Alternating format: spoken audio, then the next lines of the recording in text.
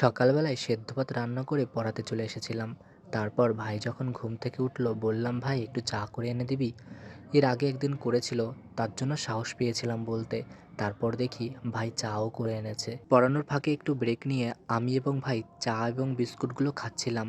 সোনিয়া আক্তার আমাকে কমেন্ট করেছে, ভেঙে পড়ো না ভাই, ধৈর্য ধরো, ভেঙে পড়লে তো হেরে যাবে। জীবন মানেই সংগ্রাম, আর আমাদের সংগ্রাম করে বেঁচে থাকতে হবে। ধন্যবাদ আপনাকে। আজকে পড়ানোর সময় আমার ছাত্রদের কাছে জিজ্ঞাসা করেছিলাম, তোদের কারো বাড়ি কি সজনে গাছ আছে? একটা ছাত্র বলেছিল, হ্যাঁ দাদা আছে। বলেছিলাম, খাওয়া দাওয়া করে তোদের বাড়িতে কিন্তু সজনে ফুল আনতে যাব। বলেছিল হ্যাঁ। আমি এবং ভাই সেদ্ধ ভাত খেয়ে নিলাম। ভাই যদিও আগে থেকে খেয়ে নিয়েছিল, পরে আমিই খেয়েছি। তারপর ভাই বলল, চলো দাদা এখন যাই।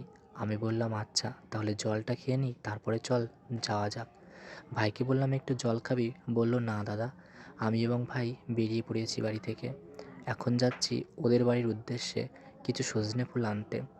গিয়ে দেখি ওদের সজনে ফুলগুলো অনেক অনেক হয়েছে, কিন্তু ফুলগুলো অনেকটাই উঁচুতে ছিল, যে কারণে পারতে পারছিলাম না। আমি ওদের বাড়িতে গিয়ে বললাম, আচ্ছা এই ফুলগুলো তো নিচে পড়ে রয়েছে অনেক, এই নিচের ফুলগুলো তো নোংরা হয়ে গেছে, কি করে খাবো এগুলো? বলল, গাছের উপরে যে নিচু নিচু ডাল আছে ওইখান থেকে পারলে ভেঙে নিয়ে যেতে, সেই কারণেই ভাঙছিলাম। নিচে কিছু ফুলও পড়ে যাচ্ছিল ভাঙতে গিয়ে, তাই ভাই এবং আমি সেগুলোকে কুড়াচ্ছিলাম।